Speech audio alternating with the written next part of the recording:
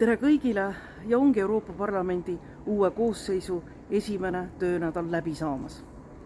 Komisjonid tulid esimene kord kokku, fraktsioonid arutasid tulevikuplaane, võeti vastu eelarveid ehk töö algas korraliku tempoga. Ja loomulikult saab selle poolaasta kõige tähtsamaks ülesandeks Euroopa Komisjoni uue koosseisu kinnitamine. Lähipäevadel peab Ursula von der Leyen tegema valiku, kelle ta esitab kandidaatideks, millised portfellid ta neile määrab ja siis juba järgnevad kuulamised Euroopa Parlamendi erinevates komisjonides. Aga sellest räägin järgmine kord.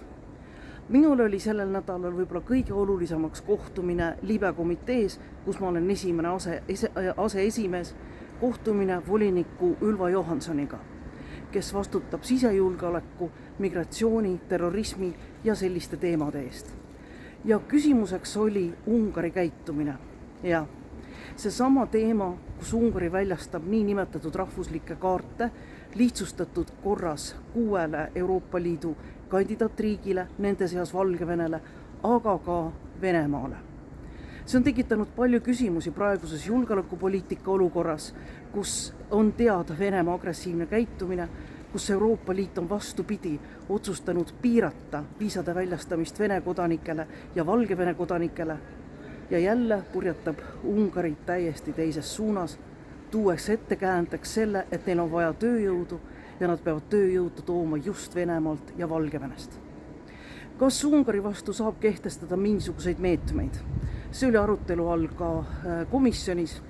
Volinik Johansson ütles, et praegu ta ei ole valmis veel sellele küsimusele vastama. Ta on kirjavahetuses Ungari ametivõimudega, et vaadata, kas ja milliseid meetmeid saab võtta tarvitusele Ungari kui Schengeni liikmesriigi vastu, sest avades Schengeni piirid venelastele ja valgevenelastele seab Ungari kahtluse alla ja ka julgeolekuriski alla kogu Schengeni käitumise, kõik Schengeni liikmesriigid ja võib-olla kõige olulisem, kõik Euroopa kodanikud. Aga järgmine kord juba täpsemalt volinike kuulamistest. Kohtumiseni nädala pärast.